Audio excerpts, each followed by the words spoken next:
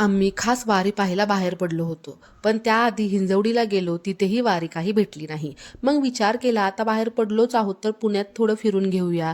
आणि या सगळ्याची सुरुवात झाली आमची पावसामुळे बंद पडलेल्या स्कूटीपासून. चला तर आजचा दिवस कसा गेला तेच पाहूया.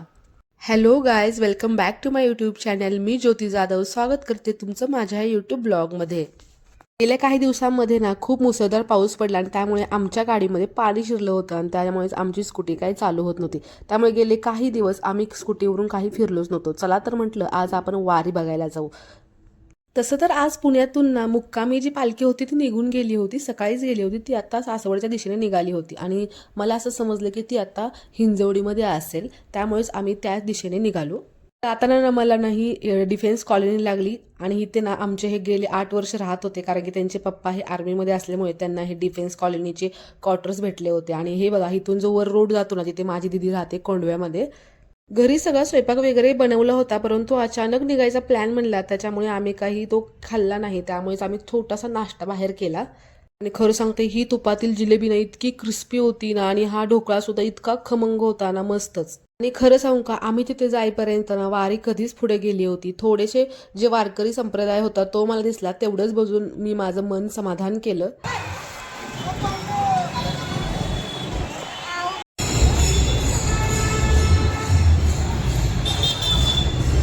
हे मला म्हणत होते की आपण सासवडला जाऊन बघू, परंतु मी ज्या लोकेशनला होते तिथून 1 तासाच्या अंतरावरती सासवड होतं आणि मी स्कूटी आणली होती, म्हणजे आम्ही स्कूटीवरून गेलो होतो. त्यामुळे मी तो प्लॅन स्किप केला आणि म्हटलं चला आपण टर्न घेऊ आणि आपण आपलं पुणे फिरून घेऊ.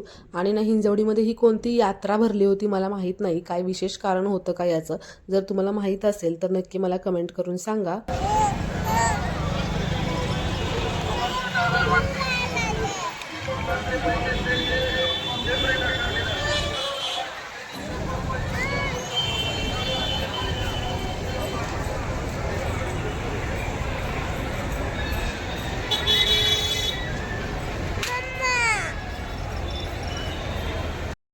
आता बाहेर पडलोच होतो तर म्हटलं चला थोडंसं पुण्यामध्ये सुद्धा फिरून घेऊ, म्हणून आम्ही थोडे आम्हाला नुसतं रोडने फिरायला आवडतं, नुसतं ती लगबग लोकांची बघायला आवडते. आणि मध्येच खुशीला ही कॉटन कॅन्डी दिसली, त्यामुळे खुशीने लगेच ते पापाकडून मागून घेतली. आणि पापा म्हणजे खुशीने मागितली आणि पापाने दिलं नाही असं कधी होणारच नाही.